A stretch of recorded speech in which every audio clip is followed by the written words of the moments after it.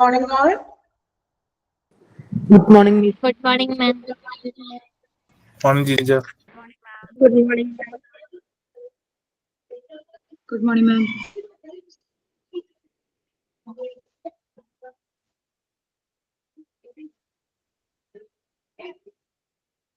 Okay. ഇപ്പൊ നമ്മള് കഴിഞ്ഞ ക്ലാസ്സിൽ ഒരു ചാപ്റ്റർ കംപ്ലീറ്റ് ചെയ്തായിരുന്നു. ഓർമ്മയുണ്ടോ? ഹോസ്പിറ്റൽ ഫംഗ്ഷൻസ് എന്ന് പറഞ്ഞാൽ ഹോസ്പിറ്റലിന്റെ 4 Yes, miss. ഫംഗ്ഷൻസ് ആണ് നമ്മൾ നോക്കിയത് അല്ലെ?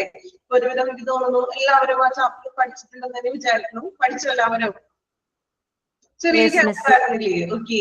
അപ്പൊ ഇനി നമ്മൾ നെക്സ്റ്റ് ചാപ്റ്റർ ആണ് സ്റ്റാർട്ട് ചെയ്യുന്നത്. ഇത് അത്ര ചെറിയൊരു ചാപ്റ്റർ ഒന്നുമല്ല, അത്യാവശ്യം കുറച്ച് വലിയ ചാപ്റ്റർ തന്നെയാണ്. തുടക്കത്തിൽ ടീച്ചർ ബോറാണെന്നല്ല പറയുന്നത്. നമ്മൾ എടുക്കാൻ പോകുന്ന ഈ ചാപ്റ്റർ എന്ന് പറയുന്നത് ഹോസ്പിറ്റൽ അഡ്മിനിസ്ട്രേഷൻ ആണ്. ഓക്കെ. നിങ്ങൾ ഓൾറെഡി എനിക്ക് തോന്നുന്നു ഡിപ്ലോമയിലെ ഹോസ്പിറ്റൽ അഡ്മിനിസ്ട്രേഷന്റെ കുറച്ച് ഭാഗങ്ങളൊക്കെ കുറച്ച് ബ്രാഞ്ചുകാരൊക്കെ പഠിച്ചിട്ടുണ്ടാവും. ഹോസ്പിറ്റൽ അഡ്മിനിസ്ട്രേഷന്റെ കാര്യങ്ങള്. ഓക്കെ. ദെൻ കുറച്ചുപേര് പഠിക്കാത്തവരുണ്ട്, ഇനി പഠിക്കാൻ വരുന്നുണ്ടാവുള്ളൂ. ഓക്കെ. അപ്പോ ഹോസ്പിറ്റൽ അഡ്മിനിസ്ട്രേഷൻ എന്ന് പറയുമ്പോൾ നിങ്ങൾക്ക് അറിയാലോ, ചെറിയൊരു കാര്യമല്ല, ഒരു ചെറിയൊരു സ്പേസിൽ ഒതുങ്ങുന്നതാണോ ഹോസ്പിറ്റലിന്റെ അഡ്മിനിസ്ട്രേഷൻ എന്ന് പറയുന്നത്? ആണോ? നമുക്ക് ആ ടോക്ക് കേൾക്കുമ്പോൾ തന്നെ അറിയാം അല്ലെ, നമുക്കൊരു ചെറിയൊരു വാക്കില് പറഞ്ഞ് ഒതുക്കാൻ പറ്റുന്ന ഒരു കാര്യമല്ല അഡ്മിനിസ്ട്രേഷൻ എന്ന് പറയുമ്പോൾ. ഒരു ഹോസ്പിറ്റൽ എന്ന് പറയുമ്പോൾ തന്നെ അവിടെ ഒട്ടനവധി പ്രവർത്തനങ്ങളാണ് നടക്കുന്നത് അല്ലെ. ഡേ ടു ഡേ പ്രൊസീജിയേഴ്സ് നടന്നുകൊണ്ടിരിക്കുന്ന ഒരു ഏരിയ അല്ലെങ്കിൽ ഒരു സ്ഥാപനമാണ് ഹോസ്പിറ്റൽ എന്ന് പറയുന്നത്. സോ അതിന്റെ അഡ്മിനിസ്ട്രേഷൻ എന്ന് പറഞ്ഞാൽ ഒത്തിരി ഓരോ പ്രൊസീജിയർ ഉണ്ട്, ഓരോ സ്ട്രക്ചർ ഉണ്ട് അതിന് അല്ലെ. നമുക്ക് ചെറിയൊരു രീതിയിൽ പറഞ്ഞു പോകാൻ പറ്റുന്ന ഒരു ചാപ്റ്റർ അല്ല, അത്യാവശ്യം കുറച്ച് ലെങ്തി ആയിട്ടുള്ള ഒരു ചാപ്റ്റർ ആണ്. ദെൻ നിങ്ങളുടെ അറിവുകളും നമുക്ക് ഇനി പുതിയ അറിവുകളും വെച്ചുകൊണ്ടാണ് നമ്മൾ ഈ ഒരു ചാപ്റ്ററിൽ ഇൻക്ലൂഡ് ചെയ്യാൻ പോകുന്നത്. അപ്പോൾ അത് നമുക്കധികം വലിയ ബോറിംഗ് ഒന്നും ഇല്ലാത്ത രീതിയിൽ നല്ല രീതിയിൽ നമുക്ക് ഈ ചാപ്റ്റർ ഒന്ന് സ്റ്റാർട്ട് ചെയ്യാനാണ്. ഓക്കെ. ഓക്കെയാണ് എല്ലാവരും? PDF ഒക്കെ കയ്യിലുണ്ടോ? PDF ടെക്സ്റ്റിന് കിട്ടാറുണ്ടെന്ന് പറഞ്ഞു. ഓക്കെ. PDF നിങ്ങൾക്ക് തരുന്നില്ലേ? ഓക്കെ. കുഴപ്പമില്ല, കയ്യിലുള്ളവര് PDF പ്രിന്റ് ഒന്ന് എടുത്ത് വെക്കാം കേട്ടോ. ദെൻ ടെക്സ്റ്റ് ബുക്ക് നിങ്ങൾ അപ്ലൈ ചെയ്തിട്ടുണ്ടല്ലോ. Okay.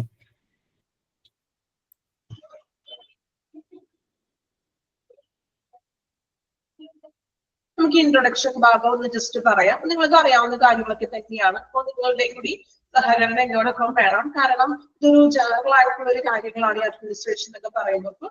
നിങ്ങളുടെ അറിവിലുള്ള കാര്യങ്ങളും ദെൻ നമുക്ക് പുതിയ പുതിയ കാര്യങ്ങളും കൂടി ചേർത്ത് വെച്ചിട്ടാണ് നമ്മൾ ഈ ഒരു ചാപ്റ്ററിൽ പഠിക്കാൻ പോകുന്നത്. ഓക്കെ. അപ്പൊ നമുക്ക് വലിയ ബോറിംഗ് ഒന്നും ഇല്ലാണ്ട് മുന്നോട്ട് പോകാം. അല്ലെങ്കിൽ ജസ്റ്റ് ഇത് വായിച്ച് പോകുമ്പോൾ കുറച്ച് ബോറിംഗ് ഒക്കെ ആയിട്ട് തോന്നാം. Okay.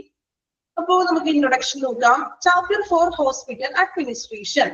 Hospital administration is the management of the hospital as a business. Hospital as a business. എന്താ അങ്ങനെ പറയുന്നത്? ഹോസ്പിറ്റൽ എന്ന് പറയുന്നത് ഒരു ബിസിനസ് ആണോ? എന്താണ് നിങ്ങളുടെ അഭിപ്രായം? ബിസിനസ് എന്ന നിലയിൽ ബിസിനസ് ആണ്. ഓക്കെ. നിഷ, രമ്യ, കുറച്ച് പേര് പറയുന്നുണ്ട് അല്ലെ, ബിസിനസ് ആണ്. എങ്ങനെയാണ് ഹോസ്പിറ്റൽ ഒരു ബിസിനസ് ആയി മാറുന്നത്? എന്തുകൊണ്ടാണ് നിങ്ങൾ ബിസിനസ് ആണെന്ന് പറഞ്ഞത്? എങ്ങനെയാണ് ഹോസ്പിറ്റൽ ഒരു ബിസിനസ് ആവുന്നത്? പ്രോഫിറ്റ് ഉണ്ട് അല്ലെ, ഹോസ്പിറ്റലിന് പ്രോഫിറ്റ് ഉണ്ട്. എല്ലാവരും ഫ്രീ സർവീസ് ഒന്നും അല്ല കൊടുക്കുന്നത് അല്ലെ. ഇപ്പൊ നമുക്കറിയാം ടെസ്റ്റുകൾ ഉണ്ട്, അവിടെ ട്രീറ്റ്മെന്റ് ഉണ്ട്, മറ്റു സർജറികളും ഇങ്ങനെയൊക്കെ നടക്കുന്നുണ്ട്. ഇതെല്ലാം ഫ്രീ സർവീസ് ഒന്നുമല്ല. ഫ്രീ സർവീസ് ആണോ? പ്രൈവറ്റ് ഹോസ്പിറ്റലിൽ ഫ്രീ സർവീസ് ആണോ അവർ നൽകുന്നത്? അല്ല അല്ലെ. അപ്പൊ അവർക്ക് അതിൽ നിന്നും ഒരു പ്രോഫിറ്റ് ഉണ്ട്. അതിനാണ് നമുക്ക് ഹോസ്പിറ്റൽ ഒരു ബിസിനസ് ആണെന്ന് തന്നെ പറയാം അല്ലേ. അപ്പൊ ഫസ്റ്റ് സെന്റൻസ് നോക്കാം. Hospital administration is the management of hospital as a business. So, ഒരു ബിസിനസ് എന്ന നിലയിൽ ഹോസ്പിറ്റൽ അഡ്മിനിസ്ട്രേഷൻ എന്ന് പറയുന്നത് ഹോസ്പിറ്റലിന്റെ ഒരു മാനേജ്മെന്റ് ആണെന്ന് അല്ലെ. ഇത് നമുക്ക് ഹോസ്പിറ്റൽ മാത്രമല്ല, ഒരു ഇൻസ്റ്റിറ്റ്യൂഷൻ റണ്ണൊക്കെ ചെയ്യണമെങ്കിൽ അതിനൊരു മാനേജ്മെന്റ് ഉണ്ടാകും ഇല്ലേ. ഇപ്പൊ നിങ്ങൾ പഠിക്കുന്ന കോഴ്സ് നമ്മുടെ ഇൻസ്റ്റിറ്റ്യൂഷനിൽ അതിനൊരു മാനേജ്മെന്റ് അല്ലെങ്കിൽ ഒരു അഡ്മിനിസ്ട്രേഷൻ ഉണ്ട് ഇല്ലേ. ഓൺലി നിങ്ങളെ പഠിപ്പിക്കുന്ന ടീച്ചേഴ്സ് മാത്രമാണോ അതിൽ ഇൻക്ലൂഡഡ് ആയിരിക്കുന്നത്? ആണോ? നിങ്ങളുടെ ഇൻസ്റ്റിറ്റ്യൂഷൻസിൽ അതിന്റെ ഒരു ടോപ്പ് ഉണ്ട് അല്ലെ, അതിന്റെ ഒരു മാനേജ്മെന്റ് സ്ട്രക്ചർ ഉണ്ട്, അഡ്മിനിസ്ട്രേഷൻ ഉണ്ട് അല്ലെ. അപ്പോ ഏതൊരു കാര്യം ചെയ്യുമ്പോഴും അല്ലെങ്കിൽ ഇപ്പൊ നമ്മള് എന്താ പറയാ, ഒരു പൊതുവായിട്ടുള്ള കാര്യങ്ങള് അല്ലെങ്കിൽ ഒരു ബിസിനസ് അല്ലെങ്കിൽ ഏതെങ്കിലും ഒരു ഇൻസ്റ്റിറ്റ്യൂഷൻ ആയിക്കൊള്ളട്ടെ, ഏത് സ്ഥാപനത്തിനും ഒരു മാനേജ്മെന്റ് ഉണ്ടാകും അല്ലെ. ഇവിടെ ഹോസ്പിറ്റലിന്റെ ഒരു ബിസിനസ് എന്ന നിലയിൽ ഹോസ്പിറ്റൽ അഡ്മിനിസ്ട്രേഷൻ എന്ന് പറയുന്നത് ഹോസ്പിറ്റലിന്റെ ഒരു മാനേജ്മെന്റ് ആണെന്ന്. മാനേജ്മെന്റിലെ കാര്യങ്ങൾ തീരുമാനിക്കുന്നത് ആണോ? നിങ്ങളുടെ നമ്മുടെ ഇൻസ്റ്റിറ്റ്യൂഷന്റെ കാര്യങ്ങൾ തീരുമാനിക്കുന്നത് ആരാണ്? മാനേജ്മെന്റ് ആണ് അല്ലെ. മാനേജ്മെന്റ് ആണ് അതിന്റെ റോൾസുകളും എങ്ങനെയാണ് എക്സാം എങ്ങനെ കണ്ടക്ട് ചെയ്യണം അല്ലെ, അല്ലെങ്കിൽ ടെക്സ്റ്റ് ബുക്കുകൾ മറ്റു കാര്യങ്ങളെല്ലാം അറേഞ്ച് ചെയ്യുന്നതും അത് ക്രമീകരിക്കുന്നതും ആരാണ്? മാനേജ്മെന്റ് ആണ്. അപ്പൊ അതുപോലെയാണ് ഒരു ഹോസ്പിറ്റലിന്റെ എല്ലാ പ്രവർത്തനങ്ങളെയും. അഡ്മിനിസ്ട്രേഷൻ എന്ന് പറയുമ്പോൾ മലയാളത്തിലേക്ക് പറയേണ്ട കാര്യമില്ലല്ലോ. എന്താ അഡ്മിനിസ്ട്രേഷൻ എന്ന് പറഞ്ഞാല് എല്ലാ കാര്യങ്ങളും അല്ലെ, ഒരു ഭരണ കാര്യങ്ങൾ നമുക്ക് മലയാളത്തിൽ പറയാം. ഇംഗ്ലീഷിൽ തന്നെ പറയാൻ എളുപ്പം ആണോ? ചില കാര്യങ്ങളൊക്കെ നമുക്ക് ഇംഗ്ലീഷ് തന്നെയാണ് പറയാനായിട്ട് എളുപ്പം ആണോ? നമ്മൾ പ്രോപ്പർ മലയാളത്തിൽ പറയുമ്പോൾ ഒന്നും മനസ്സിലാവില്ല. ചില കാര്യങ്ങൾക്ക് നമുക്ക് ഇംഗ്ലീഷ് ടേം തന്നെയാണ് നല്ലത്. ഓക്കെ, അപ്പോ ഒരു ഹോസ്പിറ്റലിന്റെ ഈ അഡ്മിനിസ്ട്രേഷൻ എന്ന് പറയുമ്പോൾ അതൊരു മാനേജ്മെന്റ് ആണെന്ന്. മാനേജ്മെന്റ് ആണ് ഇങ്ങനെയുള്ള കാര്യങ്ങളൊക്കെ നിലനിർത്തുന്നത്. The administration is made up of medical and health services managers, sometimes called healthcare executives, and healthcare administrators and their assistant. ഇനി അഡ്മിനിസ്ട്രേറ്റർ എന്ന് പറയുന്നത് ഒരു ഹോസ്പിറ്റലിനുള്ളിലെ അഡ്മിനിസ്ട്രേറ്റീവ് എന്ന് പറയുമ്പോൾ കൺസിസ്റ്റ് ചെയ്യുന്നത് എന്തൊക്കെയാണെന്ന്. അഡ്മിനിസ്ട്രേറ്റീവ് എന്ന് വെച്ചിട്ടുണ്ടെങ്കിൽ ഈ നമ്മുടെ കാര്യങ്ങളൊക്കെ മേൽനോട്ടം വഹിക്കുന്ന വ്യക്തികൾ. സോ അഡ്മിനിസ്ട്രേറ്റീവ് ഇൻക്ലൂഡ് ചെയ്യുന്നത് കൺസിസ്റ്റ് ചെയ്യുന്നത് ആരൊക്കെയാണ്? Medical health care services managers, then health care executives, health care administrators and their assistance. ഈ 3 പേര് ഇവരെല്ലാം അടങ്ങുന്നതാണ് ഒരു അഡ്മിനിസ്ട്രേറ്റേഴ്സ് എന്ന് പറയുന്നത്. ക്ലിയർ ആണോ? ഈ 3 പേര് നോക്കാം.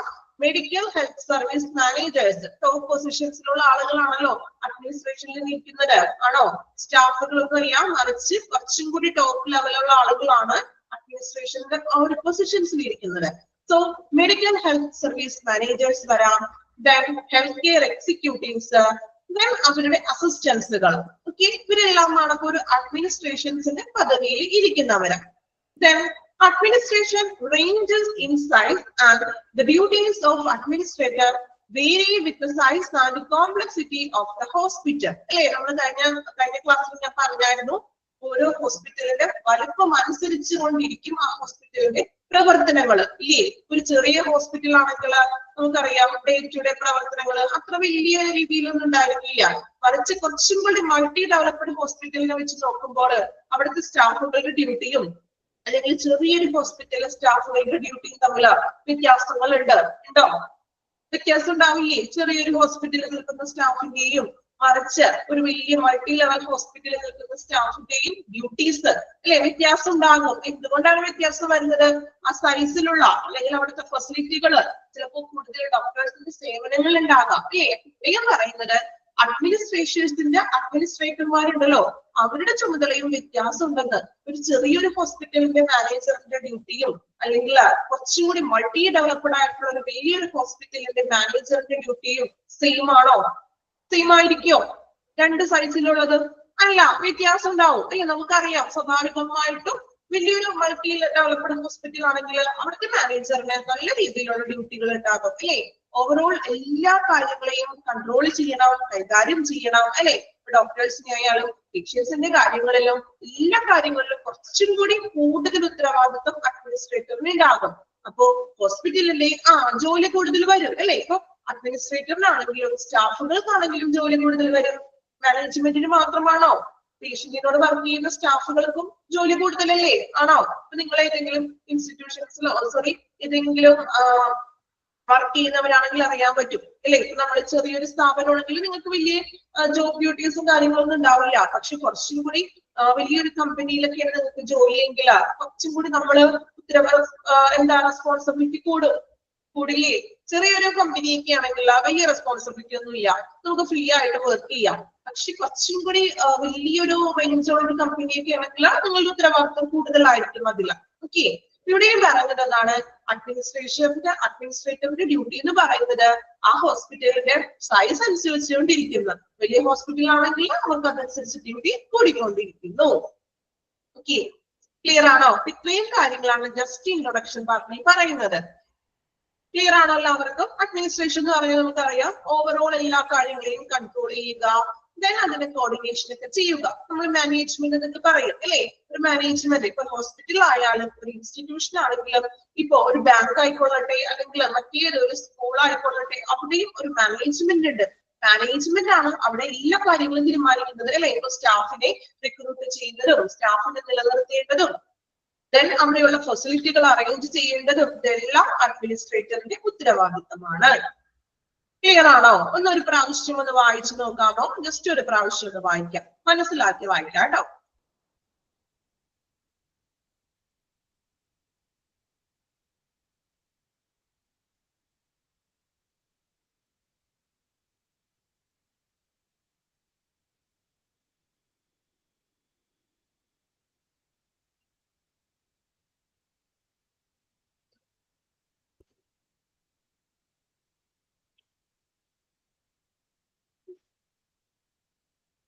വായിച്ചെല്ലാവരും ക്ലിയർ ആണോ?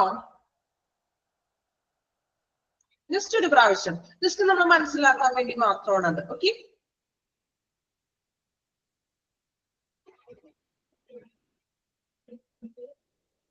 ഓക്കെ. Then next നോക്കാം. Administration include the following activities termed as post corp. കേട്ടിട്ടുണ്ടോ നിങ്ങൾ? ഓൾറെഡി എനിക്ക് തോന്നുന്നു ഡിപ്ലോമയിലെ പഠിച്ചു കാണും അല്ലെ? അഡ്മിനിസ്ട്രേഷന്റെ ക്ലാസ്സിൽ പഠിച്ചിട്ടുണ്ടെന്ന് എനിക്കറിയാം. പഠിക്കാത്തവരും ഉണ്ട്, കുഴപ്പമില്ല, നമുക്ക് പഠിക്കാം. അപ്പോ അഡ്മിനിസ്ട്രേഷൻ ഇൻക്ലൂഡ് ചെയ്യുന്ന മീൻസ് നമ്മൾ പറഞ്ഞല്ലോ, അഡ്മിനിസ്ട്രേറ്റർ എന്ന് പറയുന്നത് തന്നെ ആ ഹോസ്പിറ്റലുകളിലെ ഒരുപാട് ആക്ടിവിറ്റീസിനെയാണ് കൺട്രോൾ ചെയ്യുക, ക്രോഡീകരിക്കുകയൊക്കെ ചെയ്യുന്നത്. അപ്പൊ അതിന് നമുക്ക് ഷോർട്ട് ഫോർമുല POSB CORB അതായത് അതിന്റെ താഴെ പറയുന്നുണ്ട്. നോക്കി, പി എന്ന് പറയുന്നത് planning, then O organising, then staffing, directing, coordinating, reporting and budgeting. Okay, അതിന്റെ ഷോർട്ട് ഫോം ചെയ്തിട്ടാണ് പോസ്റ്റ് കോർപ്പ് എന്ന് പറയുന്നത്. Okay, administration includes the following activities termed as post corp. ഒന്ന് അണ്ടർലൈൻ ചെയ്ത് വെക്കാം. അത് ആ ഒരു സെന്റൻസ് അങ്ങനെ തന്നെ അണ്ടർലൈൻ ചെയ്ത് വെക്കാം. അണ്ടർലൈൻ ചെയ്തോ? ഡാർക്കൻ ചെയ്തിരിക്കുന്നതും അണ്ടർലൈൻ ചെയ്യാം. Planning, organising, staffing, directing, coordinating, reporting and budgeting. അപ്പോ ഈ കാര്യങ്ങൾ 8 എണ്ണം പറയുന്നുണ്ട്. POSB CORB 8 കാര്യങ്ങൾ ഏതൊക്കെയാണെന്ന് പഠിച്ചിരിക്കണം. ഓക്കെ, ജസ്റ്റ് ഒന്നും കൂടി നോക്കിയിട്ട് നമ്മൾ വായിക്കുമ്പോൾ തന്നെ മാക്സിമം പഠിക്കാം കേട്ടോ. Planning, organising, staffing, directing, coordinating, reporting and budgeting. Okay, clear ആണോ? അപ്പോൾ അഡ്മിനിസ്ട്രേഷൻ ഇൻക്ലൂഡ് ചെയ്യുന്ന കാര്യങ്ങളാണ് നമ്മൾ പോസ്റ്റ് കോർപ്പ് എന്ന് പറയുന്നത്. ഓക്കെ, ഇനി നെക്സ്റ്റ് നോക്കാം. The term hospital administration. The term hospital administration covers a large number of activities which may roughly be classified into 3 categories. ഇപ്പൊ നമ്മൾ പറഞ്ഞു ഹോസ്പിറ്റൽ അഡ്മിനിസ്ട്രേഷൻ എന്ന് പറയുന്നത് ലാർജ് നമ്പർ ഓഫ് ആക്ടിവിറ്റീസിനാണ് കവർ ചെയ്യുന്നത് അല്ലെ? 1-2 പ്രവർത്തനങ്ങൾ മാത്രമല്ല, മറിച്ച് ഒരു ഹോസ്പിറ്റലിൽ വരുന്ന ലാർജ് നമ്പർ ഓഫ് ആക്ടിവിറ്റീസ്, ഒട്ടനവധി ആയിട്ടുള്ള പ്രവർത്തനങ്ങളെയാണ് കവർ ചെയ്യുന്നത്. കവർ ചെയ്യാന്ന് വെച്ചാൽ അതിനെയെല്ലാം ക്രോഡീകരിക്കുക, കൺട്രോൾ ചെയ്യുക. ഓക്കെ, അപ്പൊ അതിന് 3 ആയിട്ടാണ് കാറ്റഗറൈസ് ചെയ്തിരിക്കുന്നത്. 3 ടൈപ്പ് ആയിട്ടാണ്, ടൈപ്പ് അല്ല, ജസ്റ്റ് 3 സെക്ഷൻ ആയിട്ടാണ് അഡ്മിനിസ്ട്രേഷൻസ് തിരിച്ചിരിക്കുന്നതെന്ന്. നമുക്ക് എന്തൊക്കെയാണ് നോക്കാം. ജസ്റ്റ് കാര്യങ്ങൾ എന്തൊക്കെ പ്രവർത്തനങ്ങൾ 3 ആയിട്ട് പ്രവർത്തനങ്ങൾ തരംതിരിച്ചിരിക്കുന്നത് മാത്രം ഫസ്റ്റ് വേണം നോക്കാം കേട്ടോ. ഒന്നാമത്തെ കാറ്റഗറിയിൽ പറയുന്നത് നോക്കാം. Preparation of hospital legislation, planning of the hospital system as a whole, determination of international policy, regulation for operation of hospitals, establishment of architecture, control and standards. ഇത്തരത്തിലുള്ള കാര്യങ്ങളാണ് ഫസ്റ്റ് കാറ്റഗറിയിൽ വരുന്നത്. ഓക്കെ, കാറ്റഗറി ഫസ്റ്റിൽ വരുന്നതാണ് പ്രിപ്പറേഷൻ ഓഫ് ഹോസ്പിറ്റൽ ലെജിസ്ലേഷൻ. എന്ത് legislation എന്ന് പറഞ്ഞാലാ? Hospital legislation, നിയമനിർമ്മാണം അല്ലേ? നിങ്ങള് സോഷ്യൽ സ്റ്റഡീസിലൊക്കെ പഠിച്ചിട്ടുണ്ടാവുമല്ലോ, പഠിച്ചിട്ടുണ്ടോ? ഗവൺമെന്റിന്റെ ഫങ്ഷൻസ്, എക്സിക്യൂട്ടീവ് ലെജിസ്ലേഷൻ, ജുഡീഷ്യറി, ഇതൊക്കെ പഠിച്ചിട്ടില്ലേ ചെറിയ ക്ലാസ്സിൽ സോഷ്യൽ സ്റ്റഡീസില്? ഓക്കെ, അപ്പൊ ഹോസ്പിറ്റൽ ലെജിസ്ലേഷൻ, ആ ഹോസ്പിറ്റലിന്റെ നിയമനിർമ്മാണങ്ങൾ, അതായത് ഓരോ നിയമങ്ങളൊക്കെ നിർമ്മിക്കുന്നതാണ്. റൂൾസ് ആൻഡ് റെഗുലേഷൻസ് അല്ലേ? നമ്മൾ ഇഷ്ടത്തിനാണോ ഹോസ്പിറ്റൽ പ്രവർത്തിക്കുന്നത്? ആണോ? അവിടെ മാനേജ്മെന്റ് അഡ്മിനിസ്ട്രേഷൻ ഓരോ റൂൾസും റെഗുലേഷൻസും വെച്ചിട്ടുണ്ടാകും അല്ലേ?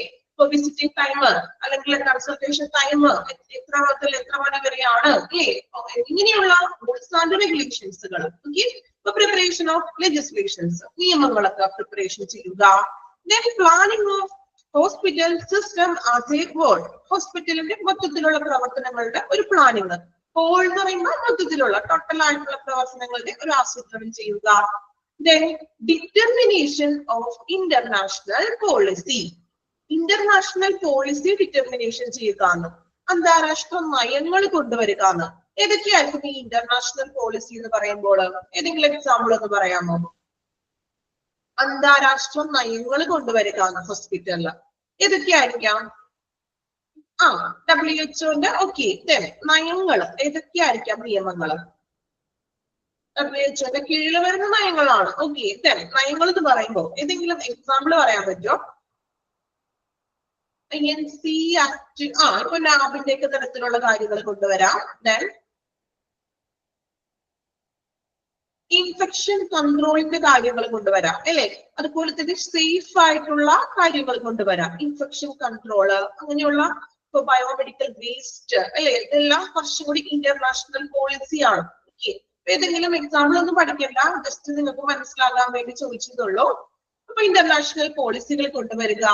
Then regulation for the operations of hospital.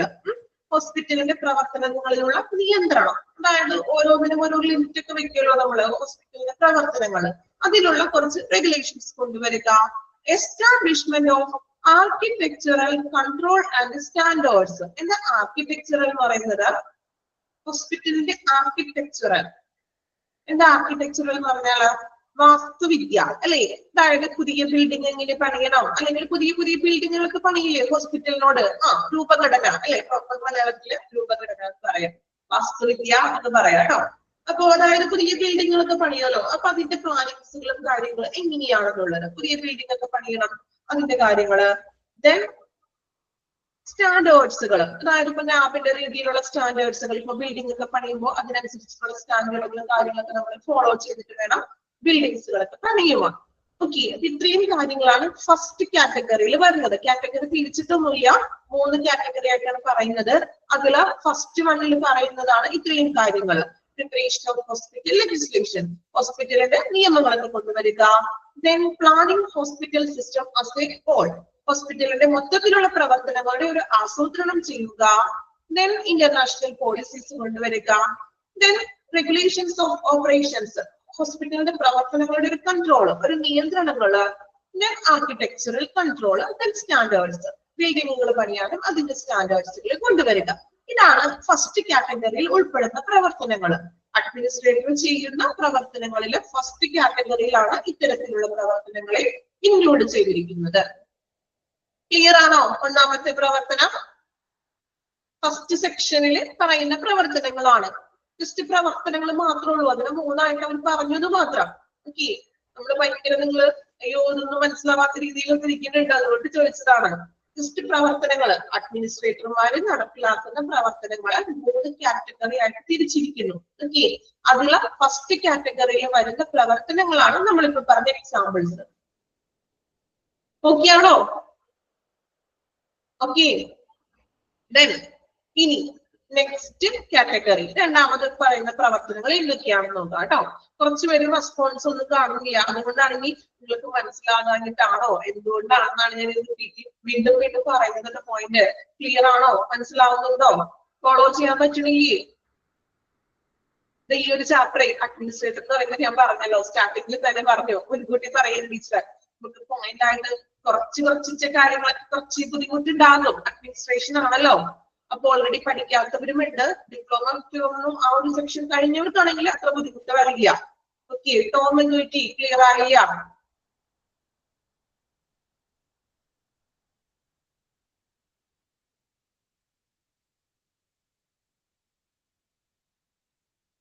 Okay. Tom ശ്രദ്ധിക്കാം കേട്ടോ. അതായത് നമ്മൾ ഹോസ്പിറ്റലിലെ അഡ്മിനിസ്ട്രേറ്ററിന്റെ കാര്യങ്ങളാണെന്ന് പറയുന്നത്. അപ്പൊ അഡ്മിനിസ്ട്രേറ്റർമാര് ഹോസ്പിറ്റലിൽ ചെയ്യുന്ന ഒട്ടനവധി പ്രവർത്തനങ്ങളുണ്ട്. അപ്പൊ ഈ പ്രവർത്തനങ്ങളെയൊക്കെ 3 കാറ്റഗറി ആയിട്ടാണ് തിരിച്ചിരിക്കുന്നത്. ഓരോ കാറ്റഗറിയിലും ഓരോ പ്രവർത്തനങ്ങളാണ് ഇൻക്ലൂഡ് ചെയ്തിരിക്കുന്നത്. ക്ലിയർ ആയോ? ഒത്തിരി പ്രവർത്തനങ്ങൾ അവർ ചെയ്യുന്നുണ്ട്. ഈ ഓരോ പ്രവർത്തനങ്ങളെയും 3 കാറ്റഗറി ആയിട്ടാണ് തിരിച്ചിരിക്കുന്നത്. അപ്പൊ ഒന്നാമത്തെ കാറ്റഗറിയിൽ ഉൾപ്പെടുന്ന പ്രവർത്തനങ്ങളാണ് നമ്മൾ പറഞ്ഞത്. നിയമങ്ങൾ കൊണ്ടുവരിക, ഇന്റർനാഷണൽ പോളിസി കൊണ്ടുവരിക, ദെൻ ആർക്കിടെക്ചർ, അല്ലെ? ബിൽഡിങ്സുകളും അതിന്റെയൊക്കെ പണികളൊക്കെ ചെയ്യുക. ക്ലിയർ ആയോ? ഇനി നമ്മൾ അടുത്തത് പറയുന്നത് രണ്ടാമത്തെ കാറ്റഗറിയിൽ അവർ ചെയ്യുന്ന പ്രവർത്തനങ്ങൾ എന്തൊക്കെയാണ്. നെക്സ്റ്റ് മൂന്നാമത്തെ പ്രവർത്തനങ്ങൾ എന്തൊക്കെയാണെന്ന് അത്രേ ഉള്ളൂ അവിടെ പറയുന്നത്. പ്രവർത്തനങ്ങൾ ജസ്റ്റ് മൂന്നായിട്ട് തരംതിരിച്ചിരിക്കുന്നത് മാത്രം. ടോം ക്ലിയർ ആണോ? ടോമിന് ക്ലിയർ ആയോ?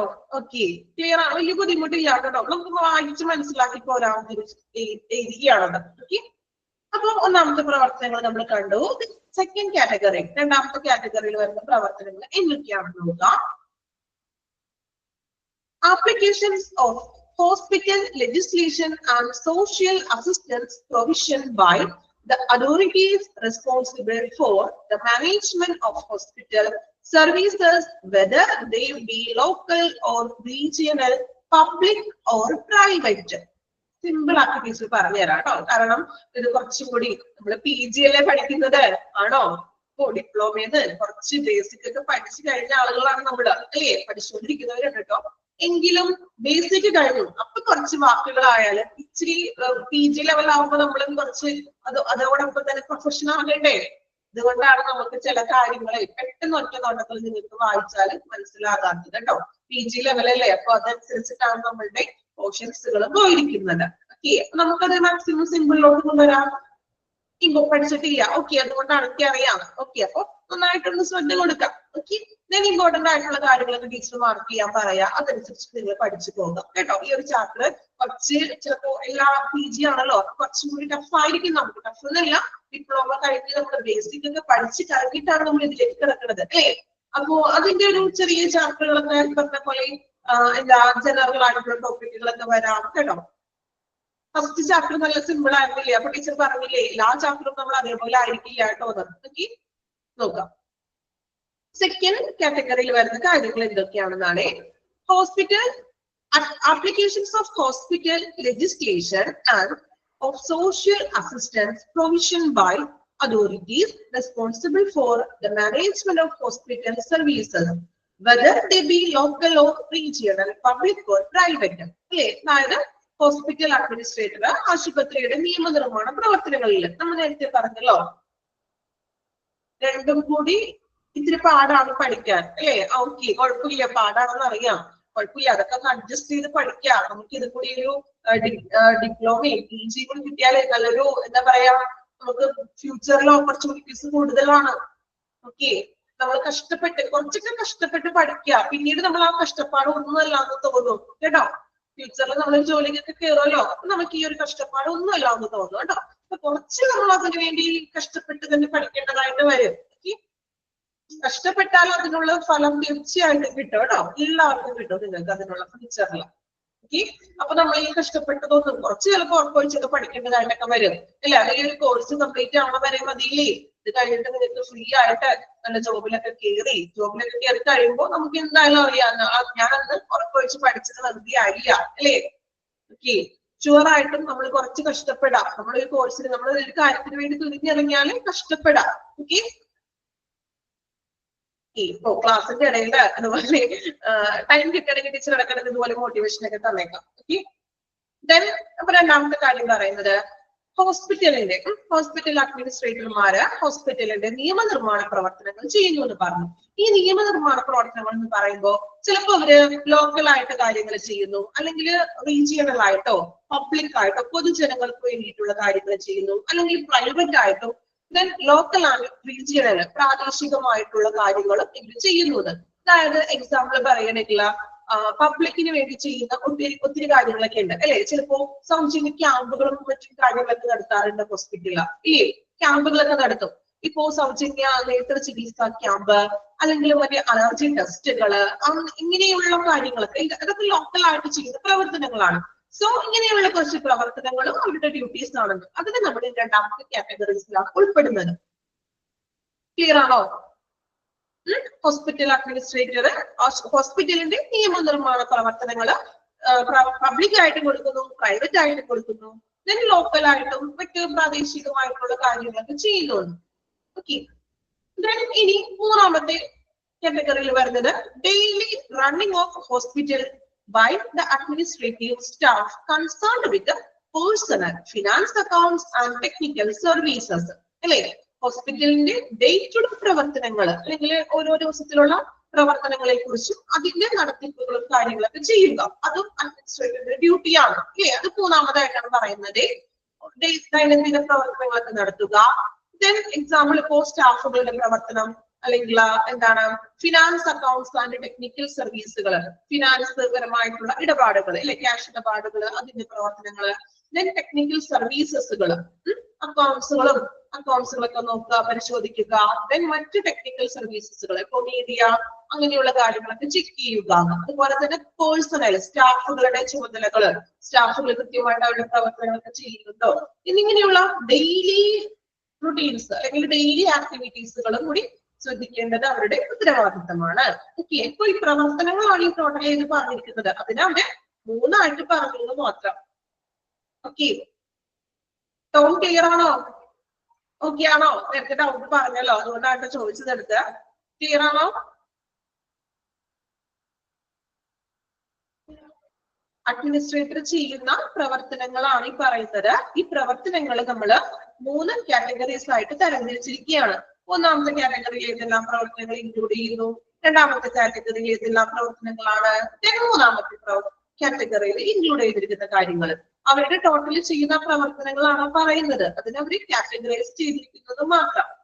ഓക്കെ, ഒന്ന് ജസ്റ്റ് ഒന്ന് വായിച്ചു നോക്കി. ക്ലിയർ ആണ്? ഓക്കെ, നമ്മൾ പഠിച്ചു വരുന്നുള്ളല്ലോ. ഓൾറെഡി ഡിപ്ലോമയിൽ അഡ്മിനിസ്ട്രേറ്റിംഗ് കഴിഞ്ഞതാണെങ്കിൽ കുറച്ചും കൂടി ക്ലാരിഫിക്കേഷൻ കിട്ടിയാലേ കേട്ടോ. കുഴപ്പമില്ല, നമുക്ക് പഠിക്കാമല്ലോ. വായിച്ചു നോക്കിക്കോളൂ. ഒരു പ്രാവശ്യം ഒന്ന് വായിക്കുക, എല്ലാവരും മനസ്സിലാക്കി വായിക്കാം. വലിയ ബുദ്ധിമുട്ടുള്ള ഏരിയ ഒന്നുമില്ല. ഇമ്പോർട്ടന്റ് ആയിട്ടുള്ള കാര്യങ്ങൾ നമുക്ക് ദെൻ ലാസ്റ്റ് വൺ മാർക്ക് ചെയ്ത് പോകാം.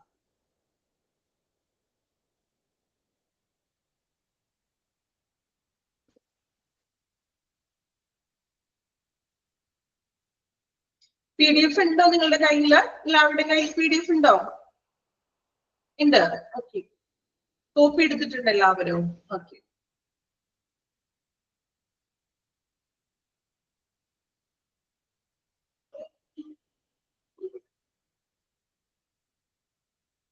സ്പീഡ് കൂടുന്നുണ്ടോ?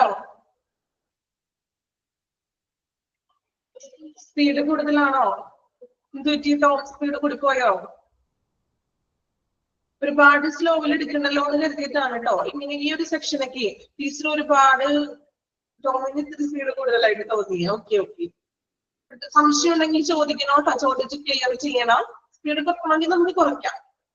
രാവിലെ തന്നെ ഫസ്റ്റ് പീരീഡ് തന്നെ ടീച്ചർ ഭയങ്കര ഉറക്കം തൂങ്ങി അങ്ങനെ ഭയങ്കര സ്ലോവിൽ എടുത്തിട്ടുണ്ടെങ്കിൽ നിങ്ങൾക്ക് ബോറാകില്ലേ? അതുകൊണ്ട് കുറച്ച് നമുക്ക് എനർജറ്റിക് ആയിട്ടൊക്കെ എടുക്കണ്ടേ? സ്പീഡ് കൂടുതലാണെങ്കിൽ പറയാട്ടോ. നിങ്ങള് പറഞ്ഞോളൂ, ഞാൻ സ്പീഡ് കുറയ്ക്കാൻ പയ്യെ. ഓക്കെ, സ്പീഡ് കൂടുതൽ റിപ്പീറ്റ് ചെയ്യുന്നുണ്ട് ഞാൻ. മാക്സിമം 1-2 വട്ടം റിപ്പീറ്റ് ചെയ്തിട്ടാണ് പറയുന്നത്. എന്നിട്ടും നിങ്ങളോട് ഞാൻ ചോദിച്ചിട്ടാണ് നെക്സ്റ്റ് ഭാഗത്തോട്ട് കടക്കുന്നത് കേട്ടോ. ഡൗട്ട് ഉണ്ടെങ്കിൽ ക്ലിയർ ചെയ്തിട്ട് വേണം നെക്സ്റ്റ് ഭാഗത്തോട്ട് നമുക്ക് പോകാം. ഓക്കെ,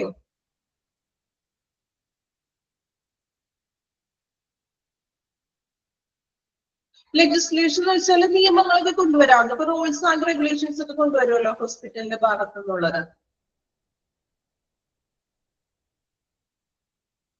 സ്പീഡ് കുറച്ച് പേർക്ക് നോർമൽ ആണെന്ന് പറയുന്നു. ഓക്കെ, എനിക്ക് തോന്നുന്നു എന്റെ പഴയ ക്ലാസ്സിലുള്ള സ്റ്റുഡൻസിന് ഈ ഒരു നോർമൽ സ്പീഡ് അറിയാം അല്ലേ? ഓക്കെ, കുഴപ്പമില്ല കേട്ടോ. സ്പീഡ് നമുക്ക് അഡ്ജസ്റ്റ് ചെയ്യാം. നിങ്ങൾക്ക് ഇഷ്ടത്തിന് എങ്ങനെയാണെന്ന് വെച്ചാൽ നമുക്ക് സ്പീഡ് ഓക്കെ കൊണ്ടുവരാം കേട്ടോ.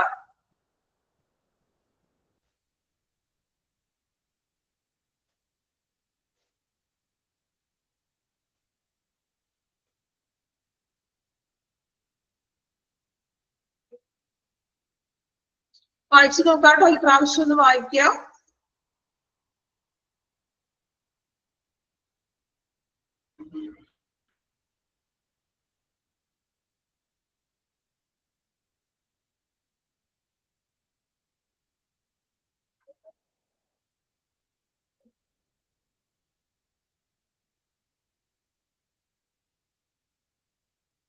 ഓക്കെ, കംപ്ലീറ്റ് ചെയ്തോ പ്രവർത്തനങ്ങള്?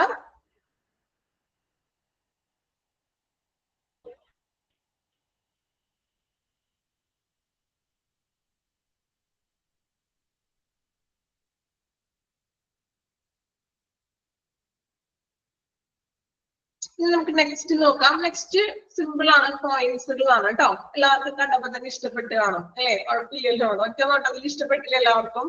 പോയിന്റ്സുകളാണ്. ഇഷ്ടമായോ? ഒറ്റ നോട്ടത്തിൽ നോക്കിയപ്പോഴേ വലിയ കുഴപ്പമില്ലാന്ന് തോന്നിക്കാണും അല്ലെ?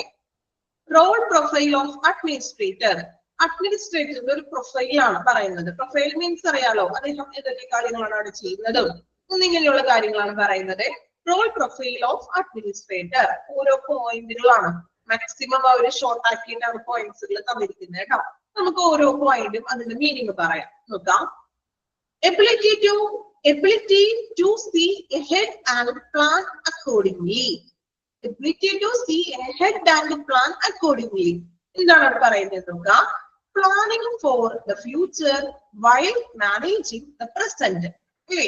അതായത് ഇപ്പോഴത്തെ പ്രസന്റിലെ പ്രവർത്തനങ്ങളൊക്കെ അദ്ദേഹം കൈകാര്യം ചെയ്യുന്നത് പോലെ തന്നെ ഒരു അഡ്മിനിസ്ട്രേറ്റർ എന്ന് പറയുമ്പോൾ നമ്മൾ പറഞ്ഞു ഡേ ടു ഡേ കാര്യങ്ങളൊക്കെ കൈകാര്യം ചെയ്യുന്നുണ്ട് അല്ലേ? അപ്പൊ പ്രസന്റിലുള്ള കാര്യങ്ങള് കൈകാര്യം ചെയ്യുക, ആസൂത്രണം ചെയ്യുന്നതൊക്കെ പോലെ തന്നെ ഫ്യൂച്ചറിലെ കാര്യങ്ങളും കൂടി അദ്ദേഹം പ്ലാൻ ചെയ്യണമെന്ന്, ആസൂത്രണം ചെയ്തിരിക്കണം എന്ന് അല്ലെ? ഇപ്പൊ നമ്മൾ തന്നെ, ഇപ്പൊ നിങ്ങൾ തന്നെ ഉണ്ടാകും ചിലവര് ഇപ്പോഴത്തെ കാര്യങ്ങൾ മാത്രം നോക്കോളും ഇല്ലേ? ഫ്യൂച്ചറിലേക്കുള്ളതൊന്നും ചിന്തിക്കില്ല. എല്ലാവരും അങ്ങനെ തന്നെയാണ് അല്ലെ? ഇപ്പൊ നിങ്ങളിൽ തന്നെ കുറച്ചു പേരൊക്കെ ഉണ്ടാവും, ഞാൻ ചോദിച്ചിട്ടുണ്ടെങ്കിൽ കുറച്ചു പേര് ഉണ്ടാകും അല്ലെ? ഇപ്പൊ എന്താണോ അത് അങ്ങോട്ട് നടക്കട്ടെ എന്ന് നമ്മൾ വിചാരിക്കും. ഫ്യൂച്ചറിലത്തെ കാര്യം ആരും വിചാരിക്കുന്നില്ല. പക്ഷെ കുറച്ച് പേരുകളൊക്കെ ഓൾറെഡി ഫ്യൂച്ചറിലെ കാര്യം കൂടി പ്രിപ്പയർഡ് ചെയ്തിട്ടാണ് നമ്മൾ ചെയ്യുന്നത്. ആണോ?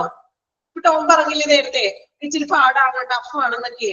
ഫ്യൂച്ചറിൽ നമ്മൾ ചിന്തിച്ചിട്ടുണ്ടെങ്കിൽ അത് ടഫ് അല്ല, നമുക്ക് വേണം അല്ലെ? ഫ്യൂച്ചറിൽ നമുക്കൊരു ജോബ് വേണം എന്നുള്ള ഒരു ലക്ഷ്യം നമ്മുടെ ഉള്ളിൽ ഉണ്ടെങ്കിൽ നമ്മൾ അതിനെ എത്ര ടഫ് ആണെങ്കിലും അതിനെ നമ്മൾ സിമ്പിൾ ആക്കി കൊണ്ടുവരണം. അത് നമുക്ക് അറിയാൻ പറ്റുള്ളൂ അല്ലെ? എനിക്ക് പഠിക്കാൻ ബുദ്ധിമുട്ടാണെന്ന് ഞാൻ വിചാരിച്ചുകൊണ്ടിരുന്നാലും അത് എനിക്ക് എപ്പോഴും ബുദ്ധിമുട്ടായിട്ട് തന്നെ ഇരിക്കും. പക്ഷെ എനിക്ക് നല്ലൊരു ജോലി, എനിക്ക് ഫ്യൂച്ചറിൽ ഒരു ജോബ് കിട്ടും. ഞാനിപ്പോ ഇത്തിരി കുറച്ച് കഷ്ടപ്പെട്ടാല് അല്ലെ, ഇപ്പൊ ഞാൻ കുറച്ച് മാസങ്ങൾ ഇത്തിരി ഉറക്കൊഴിച്ചിട്ടൊക്കെ പഠിച്ച് കഷ്ടപ്പെട്ടാല് ഫ്യൂച്ചറിൽ എനിക്ക് നല്ലൊരു ഓപ്പർച്യൂണിറ്റി ഉണ്ട് അല്ലെ? ഉണ്ടെന്നുള്ളൊരു ഉറച്ച വിശ്വാസത്തിൽ തന്നെ പഠിച്ചു പോകാം. ഓക്കെ, ക്ലിയർ ആണോ? ഷുവർ. ഓക്കെ. അപ്പൊ നമ്മൾ ഇപ്പൊ ഇച്ചിരി ബുദ്ധിമുട്ടാണ്, ടഫാണ് എന്നൊക്കെ തോന്നിയിട്ടോ എല്ലാവരോട് കൂടിയിട്ടാണ് ഇപ്പൊ ഞാൻ പറയുന്നത്. പക്ഷെ ഇപ്പൊ നിങ്ങൾ പി ജിക്ക് ഇറങ്ങിയപ്പോ അയ്യോ ഇങ്ങനെയുള്ള ചാപ്റ്ററുകൾ ആയിരിക്കും ഇനി, മേ ബി ഇനി ബാക്കോട്ട് ഇങ്ങനെയുള്ള ചാപ്റ്റർ ഒക്കെ ആണോ എന്നായിരിക്കും നിങ്ങളുടെ ചിന്തയെന്ന് എനിക്കറിയാം. ആണോ? ഒരു 50% അങ്ങനെ തന്നെയല്ലേ ചിന്തിച്ചിരിക്കുന്നത്? ആണോ? ഈ ഒരു ചാപ്റ്റർ ടീച്ചർ സ്റ്റാർട്ട് ചെയ്തപ്പോ നിങ്ങൾ എല്ലാവരും വിചാരിച്ചു കാണും ഫസ്റ്റ് ചാപ്റ്റർ കുഴപ്പമില്ലായിരുന്നല്ലോ, പക്ഷെ ഇനിയപ്പോ ഇങ്ങോട്ട് നെക്സ്റ്റ് വരുന്നത് ഇങ്ങനെയുള്ള ടഫ് ചാപ്റ്റേഴ്സ് ആണോ എന്നൊക്കെ നിങ്ങളുടെ ചിന്ത ആണ് അല്ലേ? 50% ആളുകൾ 50% സ്റ്റുഡൻസ് ചിന്തിച്ചിട്ടുണ്ട്. ഓക്കെ, ഞാൻ നമ്മളുടെ ഇടയ്ക്ക് ഇങ്ങനെ ഇതുപോലെ പറയാറുണ്ട് കേട്ടോ. അതായത് നിങ്ങളുടെ സൈക്കോളജിക്കൽ മൈൻഡൊക്കെ ഇടയ്ക്ക് വായിച്ച് പറയൂ കേട്ടോ. ഓക്കെ, അപ്പോ പറഞ്ഞു വന്നത് ഈ ഒരു പോയിന്റിൽ നിന്നാണ് അവിടെ വരെ എത്തിയത്. ഇപ്പോഴത്തെ പ്രവർത്തനങ്ങൾ അവർ കൈകാര്യം ചെയ്യുന്നുണ്ട് അല്ലെ? അഡ്മിനിസ്ട്രേറ്റർമാർ കൈകാര്യം ചെയ്യുന്നത് പോലെ ഫ്യൂച്ചറിലെ കാര്യങ്ങൾ കൂടി പ്ലാൻ ചെയ്യുന്നു. ഓക്കെ, ഫ്യൂച്ചറിൽ നമുക്ക് പുതിയ പുതിയ ബിൽഡിങ്ങുകൾ കൊണ്ടുവരാം, അല്ലെങ്കിൽ പുതിയ ടെക്നിക്കൽ ആയിട്ടുള്ള സംഭവങ്ങൾ ഹോസ്പിറ്റലിൽ കൊണ്ടുവരണം, അല്ലെങ്കിൽ പുതിയ പുതിയ ഡയഗ്നോസ്റ്റിക് ടെക്നിക്കുകൾ അല്ലെ, പുതിയ എക്യുപ്മെന്റ്സുകൾ, അങ്ങനെയുള്ള ഫ്യൂച്ചർ പ്ലാനിങ്സും കൂടി ആവശ്യമാണെന്ന്, അതും കൂടി കൈകാര്യം ചെയ്യുമെന്ന്. തുടർ പ്രവർത്തനങ്ങൾ ഫ്യൂച്ചറിലേക്കും ഇപ്പോഴത്തെ കാര്യങ്ങൾ നോക്കാം, അതോടൊപ്പം തന്നെ ഫ്യൂച്ചറിലെ പ്രവർത്തനങ്ങളും കൂടി ആസൂത്രണം ചെയ്യുക. ക്ലിയർ ആണോ? First point. അപ്പൊ നമ്മളും ഇപ്പോഴത്തെ കാര്യം മാത്രമല്ല, ഇപ്പോഴത്തെ കാര്യങ്ങൾ ഭംഗിയായിട്ട് നടക്കുക ചെയ്യുക, ഫ്യൂച്ചറിലേക്കും നമ്മൾ ഒരു പ്ലാനിങ് ഉണ്ടായിരിക്കുമല്ലോ. എല്ലാവർക്കും ഉണ്ടാവില്ലേ ഫ്യൂച്ചറിലേക്ക് ഒരു പ്ലാനിങ്? ഓക്കെ, അതനുസരിച്ചിട്ട് വേണം നമ്മൾ പഠിക്കുവാൻ. ഓക്കെ, then second point നോക്കാം. രണ്ടാമത്തെ റോൾ പ്രൊഫൈൽ എന്താണെന്ന് നോക്കാം കേട്ടോ. Ability to produce and accept new creative ideas, being an agent of change. Ability to produce and accept new creative ideas. അല്ലെ? അതായത് എബിലിറ്റി എന്ന് വെച്ചാൽ കഴിവെന്നുള്ളൊരു മീനിങ് ആണ് കേട്ടോ. എബിലിറ്റി എന്ന് വെച്ചാൽ കഴിവെന്നുള്ളൊരു മീനിങ് ആണ്. പുതിയ പുതിയ ക്രിയേറ്റീവ് ഐഡിയകൾ, ക്രിയേറ്റീവ് ആയിട്ടുള്ള ആശയങ്ങളാ കൊണ്ടുവരാനായിട്ടുള്ള ഒരു കഴിവ് അല്ലെ? ചില ആളുകൾക്ക് ഉണ്ടാവും ക്രിയേറ്റീവ് ഐഡിയാസ് ഒക്കെ ഉണ്ടാവും അല്ലെ? ഇപ്പൊ നിങ്ങളിൽ തന്നെ കുറേ എബിലിറ്റികളുള്ള ആളുകളുണ്ടല്ലോ, പല തരത്തിലുള്ള വെറൈറ്റി ആയിട്ടുള്ള കഴിവുകളുള്ളവരുണ്ടാകും. ചിലവർ നന്നായിട്ട് പാട്ട് പാടാൻ കഴിവുള്ളവരുണ്ടാകും, നന്നായിട്ട് ഡ്രോയിങ് ചെയ്യാൻ കഴിവുള്ളവരുണ്ടാകും, അല്ലെങ്കിൽ ഇതുപോലെ ക്രാഫ്റ്റിന്റെ ഒരു ഏരിയയിൽ കുറച്ച് കൈകാര്യം ചെയ്യാനായിട്ട് കഴിവുള്ളവരുണ്ടാകും, അല്ലെങ്കിൽ ചിലപ്പോൾ നോവൽ എഴുതുന്നവരുണ്ടാകാം അല്ലെ? ഇപ്പൊ കവിത എഴുതുന്നവരുണ്ടാകാം. അപ്പൊ പല വെറൈറ്റി ആയിട്ടുള്ള കഴിവുകളുള്ളവർ തന്നെ നമ്മളുടെ കൂട്ടത്തിലൊക്കെ ഉണ്ട് അല്ലെ? അപ്പൊ ഇതൊന്നും അവസരം കിട്ടാനിട്ടാണ് അല്ലെ?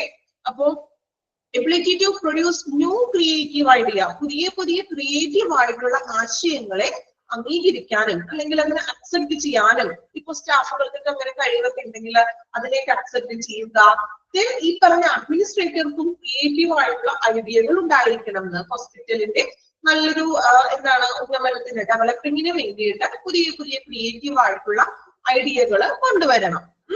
പുതിയ പുതിയ ആശയങ്ങള് ഐഡിയകളൊക്കെ സൃഷ്ടിക്കണം. അതുപോലെ തന്നെ ഇനി മറ്റുള്ളവരുടെ ക്രിയേറ്റീവ് ആയിട്ടുള്ള ഐഡിയകൾ ഉണ്ടെങ്കിൽ അതിനെയും എന്ത് ചെയ്യുക, അക്സെപ്റ്റ് ചെയ്യുകയാണ്. Being an agent of change, പുതിയ പുതിയ മാറ്റങ്ങൾ ചേഞ്ചസ് കൊണ്ടുവരികയാണ്.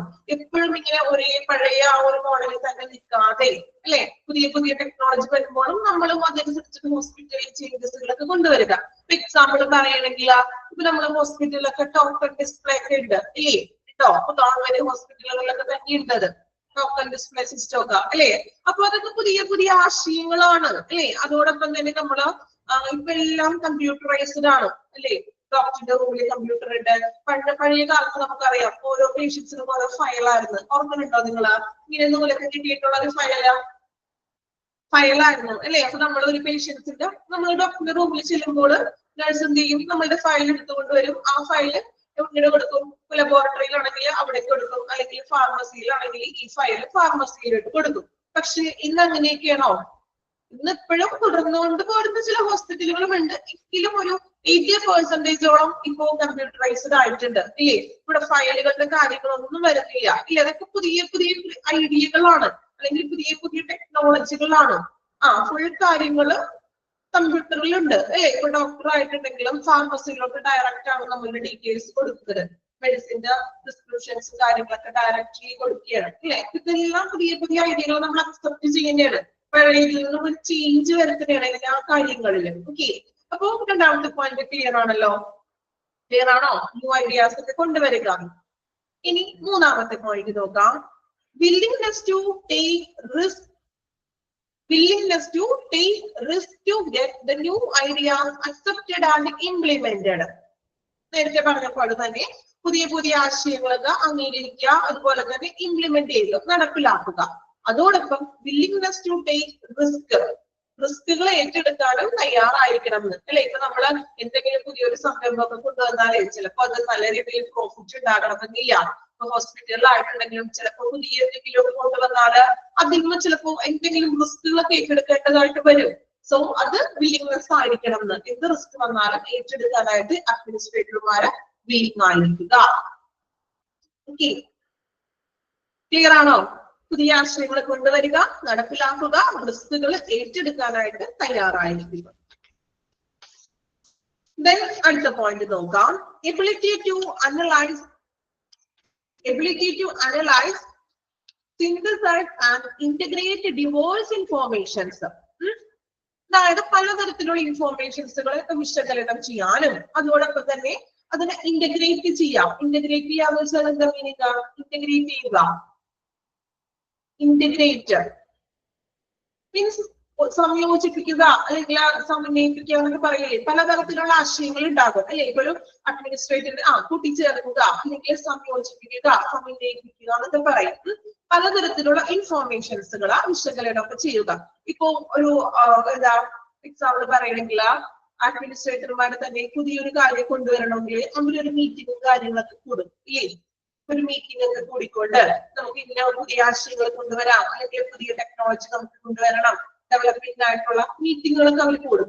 സോ ഈ മീറ്റിങ്ങുകളൊക്കെ വരുമ്പോൾ അതിൽ പലതരത്തിലുള്ള ആശയങ്ങൾ വരും. ഓരോരുത്തരുടെയും പലതരത്തിലുള്ള ആശയങ്ങൾ. സോ ഈ പലതരത്തിലുള്ള ഇൻഫോർമേഷൻസുകളൊക്കെ വിശകലനം ചെയ്യാനും അതിനെയൊക്കെ സംയോജിപ്പിക്കാനും ഇന്റഗ്രേറ്റ് ചെയ്യാനൊക്കെ ആയിട്ടുള്ള ഒരു കഴിവ് ഉണ്ടായിരിക്കണം. ഇൻഫോർമേഷൻസുകളാ അല്ലെങ്കിൽ ഞാൻ എന്റെ ആശയം മാത്രം ഡിഫറെന്റ് ഓപ്ഷൻസുകളൊക്കെ ഉണ്ടാകും. ഓരോരുത്തരുടെ അഭിപ്രായങ്ങൾ ഉണ്ടാവുമല്ലോ. അപ്പൊ അതിനെയെല്ലാം ഒന്ന് കൺട്രോൾ ചെയ്യാനുള്ള ഒന്ന് സംയോജിപ്പിക്കുക, അതിനെയൊക്കെ ഒന്ന് വിശദീകരിക്കാനും ടുഗദർ ഒരുമിച്ചൊക്കെ ഒന്ന് എല്ലാവരുടെയും ആശയങ്ങളിലൊക്കെ പ്രാധാന്യമൊക്കെ കൊടുത്ത് അതിനൊന്ന് കൺട്രോളൊക്കെ ചെയ്യുക അല്ലെങ്കിൽ അവരെ സംയോജിപ്പിക്കുക. അതിനുള്ളൊരു കഴിവുണ്ടായിരിക്കണം. അല്ലെങ്കിൽ ഞാൻ എന്റെ ആശയങ്ങൾ മാത്രം ഇവിടെ നടപ്പിലാക്കിയാൽ മതി, എങ്ങനെയാണോ അഡ്മിനിസ്ട്രേറ്റർ തീരുമാനിക്കേണ്ടത്? എന്റെ ഇഷ്ടത്തിന് മാത്രം ഞാൻ ഇവിടെ കാര്യങ്ങൾ ചെയ്യുള്ളൂ, അങ്ങനെയല്ല അല്ലേ.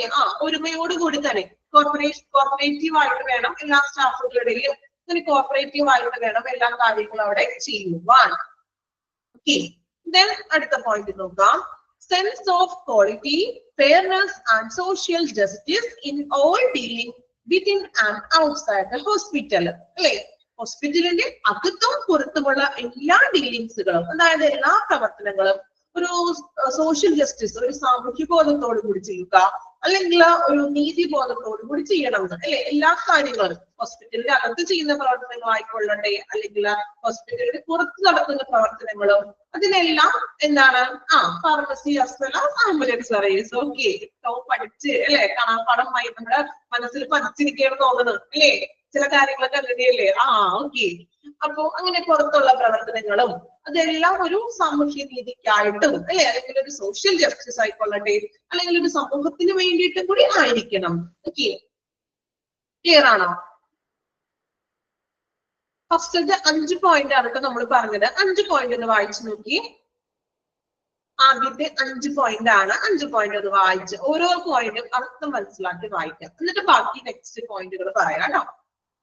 ഒരുപാട് എല്ലാം കൂടി ഒരുമിച്ച് വായിച്ചിട്ടുണ്ടെങ്കിൽ ക്ലിയർ ആവുന്നില്ല, ബോറിംഗ് ആയിരിക്കും. ഓക്കെ, ഫസ്റ്റ് 5 പോയിന്റ് വായിക്കുക, വായിച്ച് ക്ലിയർ ആക്കാം കേട്ടോ.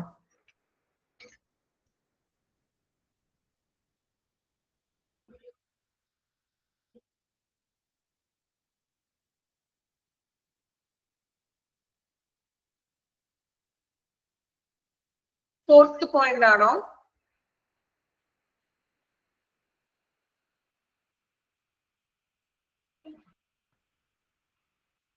ഒരു പ്രാവശ്യം വായിക്കുക, ടീച്ചർ ഒന്ന് റിപ്പീറ്റ് ചെയ്ത് തരാം. എല്ലാ പോയിന്റ്സും ഒന്ന് റിപ്പീറ്റ് ചെയ്യാം കേട്ടോ. ജസ്റ്റ് ഒന്ന് വായിച്ചു നോക്കുക നിങ്ങൾ എല്ലാവരും, എന്നിട്ട് റിപ്പീറ്റ് ചെയ്യാം.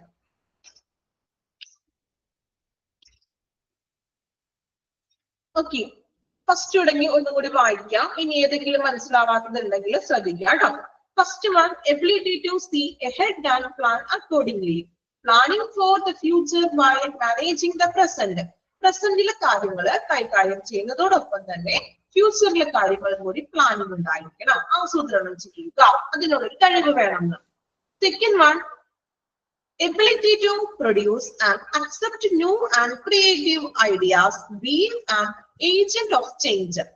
അതായത് നമുക്ക് പുതിയ പുതിയ ക്രിയേറ്റീവ് ഐഡിയാസുകൾ അക്സെപ്റ്റ് ചെയ്യാനും പുതിയ പുതിയ ഐഡിയാസ് കൊണ്ടുവരാനും ഏജന്റ് ഓഫ് ചേഞ്ച്, പഴയ കാര്യങ്ങളിലൊക്കെ കുറച്ച് ചേഞ്ചസുകൾ, മാറ്റം വരുത്താനുള്ള ഒരു കഴിവുണ്ടായിരിക്കണം. നമ്മൾ പറഞ്ഞ കമ്പ്യൂട്ടറൈസ്ഡ് ആക്കി ടോക്കൺ ഡിസ്പ്ലേ ഒക്കെ കൊണ്ടുവന്നു. അങ്ങനെയുള്ള പുതിയ പുതിയ ഐഡിയാസുകൾ കൊണ്ടുവരാനും അതിനെ അക്സെപ്റ്റ് ചെയ്യുക, ചേഞ്ചസ്, മാറ്റങ്ങൾ വരുത്തുക. സെക്കൻഡ് പോയിന്റ് ക്ലിയർ ആണോ?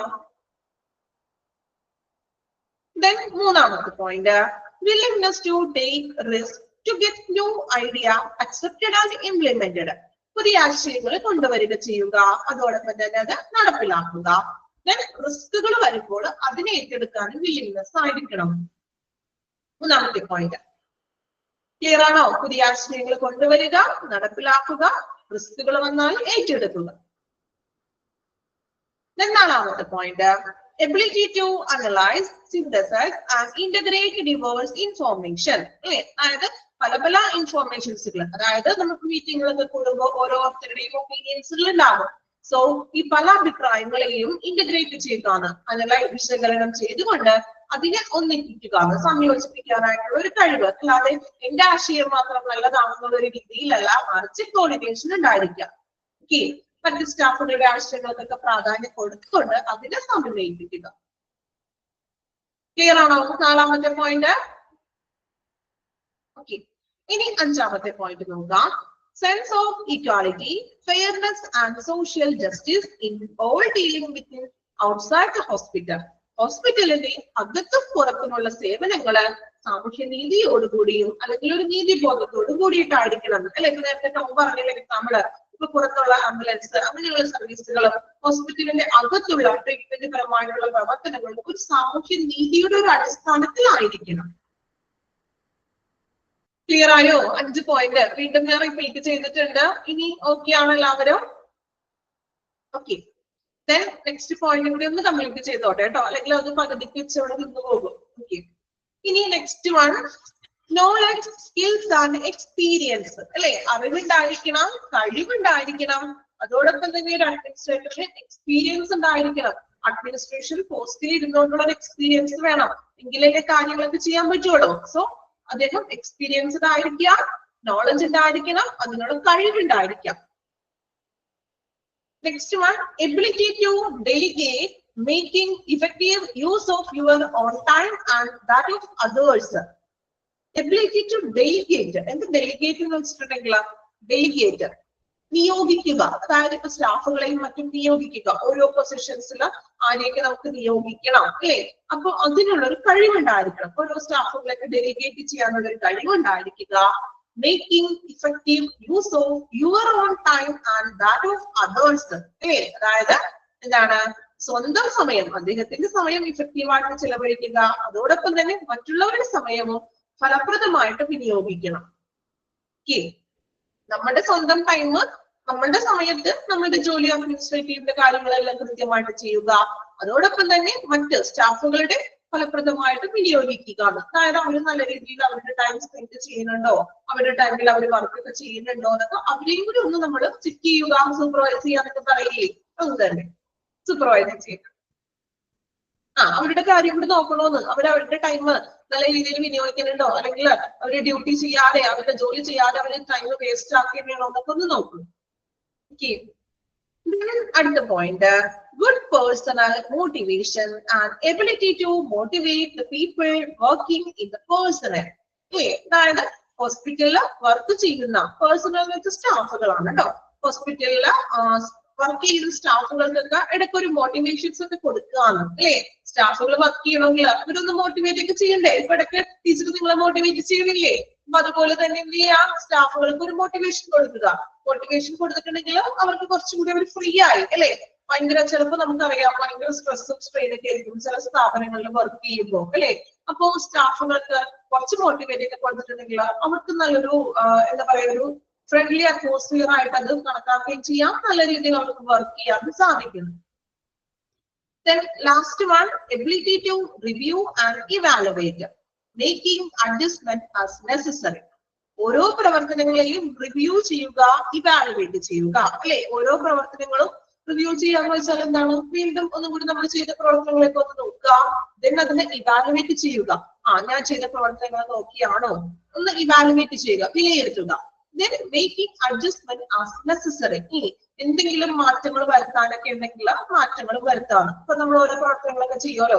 നിങ്ങൾ എന്തെങ്കിലും അസൈൻമെന്റ്സും കാര്യങ്ങളൊക്കെ എഴുതിയെന്ന് വിചാരിക്കാം. നമ്മൾ എഴുതി കഴിഞ്ഞിട്ട് ലാസ്റ്റ് കറക്റ്റ് ആണോ എന്നൊക്കെ ഒന്നുകൂടി ചെക്ക് ചെയ്യും. അല്ലെങ്കിൽ കുറച്ചും കൂടി കൂട്ടിച്ചേർക്കാനുണ്ടോ, പേജസ് കുറവാണെങ്കിൽ നമ്മൾ കുറച്ചും കൂടി എക്സ്ട്രാ ഒക്കെ എഴുതി ചേർക്കും അല്ലേ. അപ്പൊ അഡ്ജസ്റ്റ്മെന്റ് നെസസറി, ആവശ്യമെങ്കിൽ നമുക്ക് അഡ്ജസ്റ്റ്മെന്റ്സുകൾ ചെയ്യാം.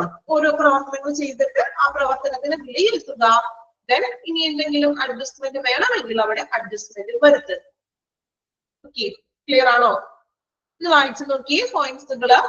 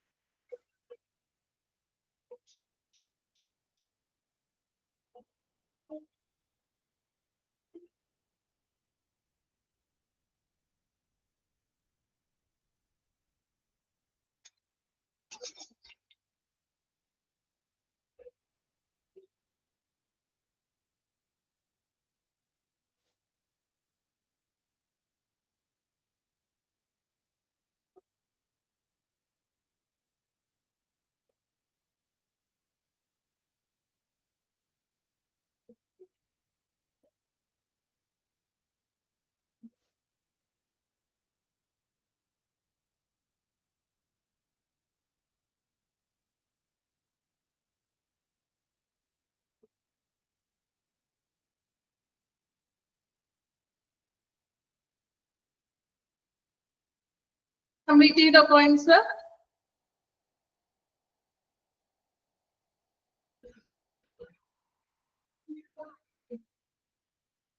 ഓക്കെ, അപ്പൊ നമ്മൾ ഇന്ന് എടുത്തേക്കുന്നത് റോൾ പ്രൊഫൈൽ ഓഫ് അഡ്മിനിസ്ട്രേറ്റർ വരെയാണ് കേട്ടോ. ഇനി നമുക്ക് അടുത്ത നെക്സ്റ്റ് ക്ലാസ്സിൽ എടുക്കാം. അപ്പൊ ജസ്റ്റ് ഞാൻ ഫസ്റ്റ് തുടങ്ങി ഇമ്പോർട്ടന്റ് ആയിട്ടുള്ള മീൻസ് ഒന്ന് മാർക്ക് ചെയ്യാൻ പറയാം. അപ്പൊ നിങ്ങൾ അതനുസരിച്ചിട്ട് ഒന്ന് മാർക്ക് ചെയ്ത് പോകാം കേട്ടോ നിങ്ങളുടെ PDF-ല്. ഹോസ്പിറ്റൽ അഡ്മിനിസ്ട്രേഷൻ ആണ് നമ്മൾ എടുത്തത്. അതില് സെക്കൻഡ് പോയിന്റ് കണ്ടോ, administration is made up of medical health managers, അത് തുടങ്ങി അസിസ്റ്റൻസ് വരെ കണ്ടോ, ഏതൊക്കെയാണ് ഒരു അഡ്മിനിസ്ട്രേഷൻസിൽ കൺസിസ്റ്റ് ചെയ്യുന്നതെന്ന് അണ്ടർലൈൻ ചെയ്യാം കേട്ടോ.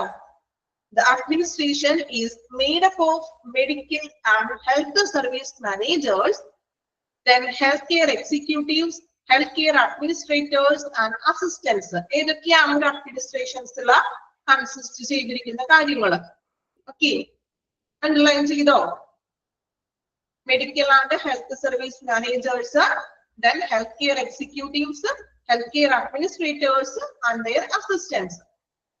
Okay, underline ചെയ്തു. Then administration include activities termed as post-corp. Underline ചെയ്യാ, post-corp.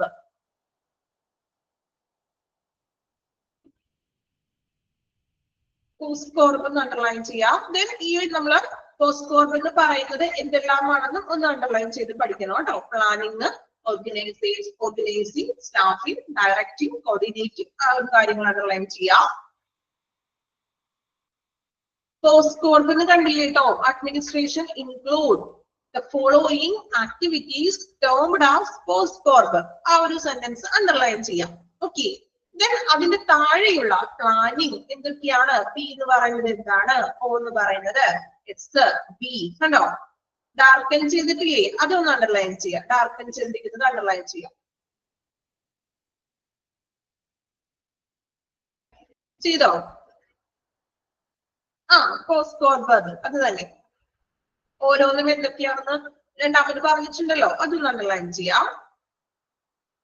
ദെൻ നമ്മൾ നോക്കിയത് 3 കാറ്റഗറി ആയിട്ട് തരംതിരിച്ചിരിക്കുന്ന പ്രവർത്തനങ്ങളാണ്. അപ്പൊ നിങ്ങളെ ഒന്നാമത്തെ പോയിന്റിന്റെ അവിടെ, ഒന്നാമത്തെ പോയിന്റ് കണ്ടോ? 3 ആരോ മാർക്ക് കണ്ടോ?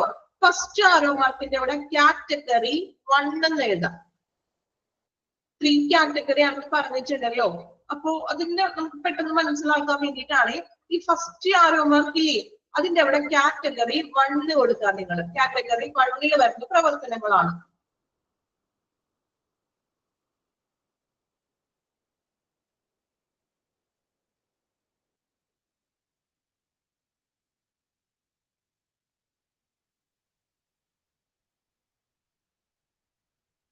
PO, ഓക്കെ, POSB അല്ലേ? ഓക്കെ, ഡി ആണ് കേട്ടോ. അവിടെ പോസ്റ്റ്-കോർപ്പ് എന്നാണ്, ഡി ആണ് കേട്ടോ.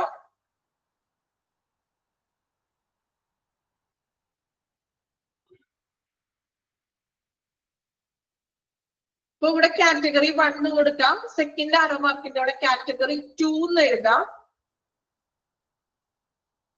കണ്ടില്ല? ടീച്ചറും വായിച്ചപ്പോ അങ്ങനെ തന്നെ വായിച്ചു പോയി പെട്ടെന്ന്. ഓക്കെ,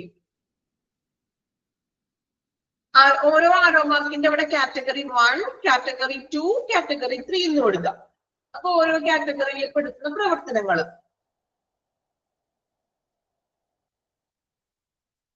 ഓക്കെ, ദെൻ നമ്മൾ നെക്സ്റ്റ് പറഞ്ഞത് പ്രൊഫൈൽ, റോൾ പ്രൊഫൈൽ ആണ്. അത് പോയിന്റുകൾ അതുപോലെ തന്നെ പഠിച്ചു വെക്കാം, മനസ്സിലാക്കി പഠിക്കാം. ബൈ ഹാർട്ട് ഒന്നും ചെയ്യാനായിട്ട് പറയണില്ല, മനസ്സിലാക്കി പഠിക്കാം. ഓക്കെ, ഇത്രയും കാര്യങ്ങളാണ് നമ്മൾ എടുത്തിരിക്കുന്നത്. അപ്പോ നന്നായിട്ട് പഠിക്കുക, കുറച്ചധികം എഫോർട്ട് എടുത്ത് തന്നെ പഠിക്കണം.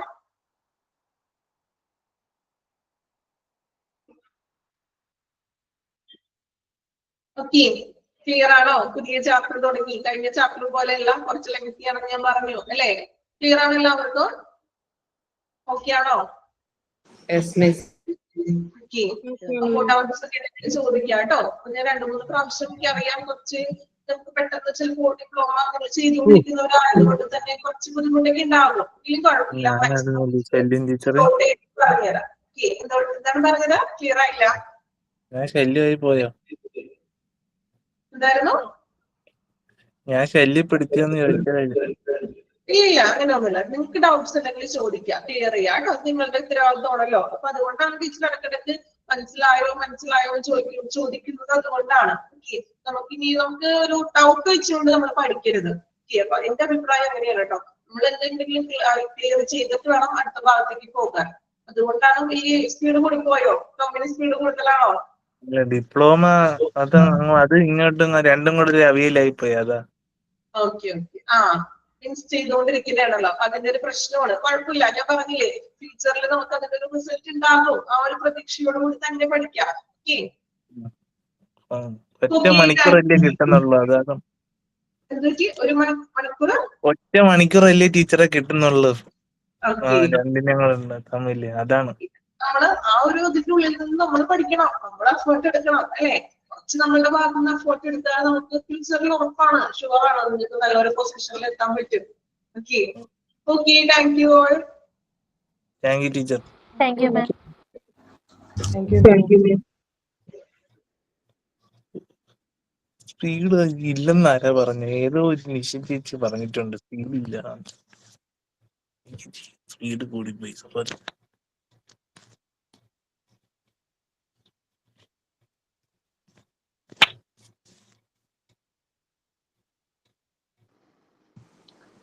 മിസ്.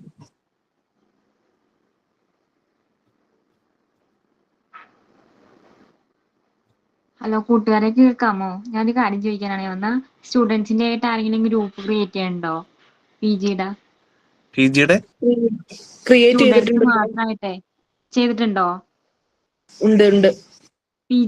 പിജിയുടെ മാത്രമായിട്ടാണോ? പിജിയുടെ മാത്രമായിട്ട്. ഒന്ന് ആഡ് ചെയ്യാമോ? നമ്പർ ഇട്ടാ മതി. ഓക്കെ. ആരെങ്കിലും പി ജിയിൽ ജോയിൻ ചെയ്യാനുണ്ടെങ്കിൽ നമ്പർ കമന്റ് ചെയ്യാട്ടോ. ഇതിന്റെ അകത്താണോ? അതെ, ഇതിലേക്ക് ഇട്ടിരുന്നാൽ മതി. സ്ക്രീൻഷോട്ട് എടുത്ത് ഞങ്ങൾ ആഡ് ആക്കിക്കോളാം.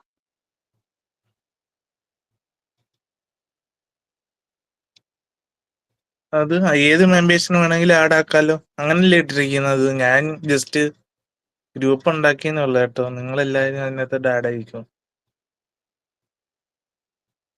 നിശ്ചയിച്ച് അങ്ങനല്ലേ ഇട്ടേക്കുന്നത്? അത്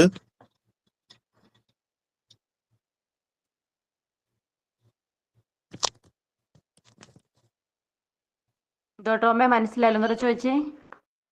ചേച്ചി നമ്മൾ ഇട്ടേക്കുന്നതേ ഏത് മെമ്പറിന് വേണമെങ്കിലും ആഡ് ആക്കാന്നല്ലേ ചേച്ചി ഇട്ടേക്കുന്നത്?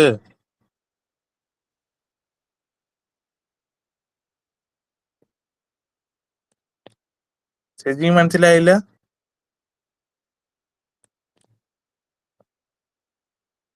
മനസ്സിലായടാ, ഞാനിതിലൊന്നും ഇല്ല, ഞാൻ ആ ഗ്രൂപ്പിൽ ഉണ്ടെന്നല്ലേ ഉള്ളൂ. മറ്റേ നിശ്ചയായിരിക്കും എന്നാ. മറ്റേ നിശ്ചയോ? ഇതൊക്കെ ഏത് നിശ്ച? ആ 2 പേരുണ്ട് അതിനകത്ത്. രണ്ട് 3 സ്റ്റാർ.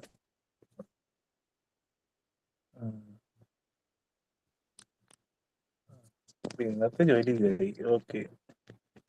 എന്തായാലും നിങ്ങൾ ഇതിനകത്ത് മാക്സിമം നമ്പർ ഇതിനകത്തോട്ട് കമന്റ് ചെയ്തിടുക. നമ്മളത്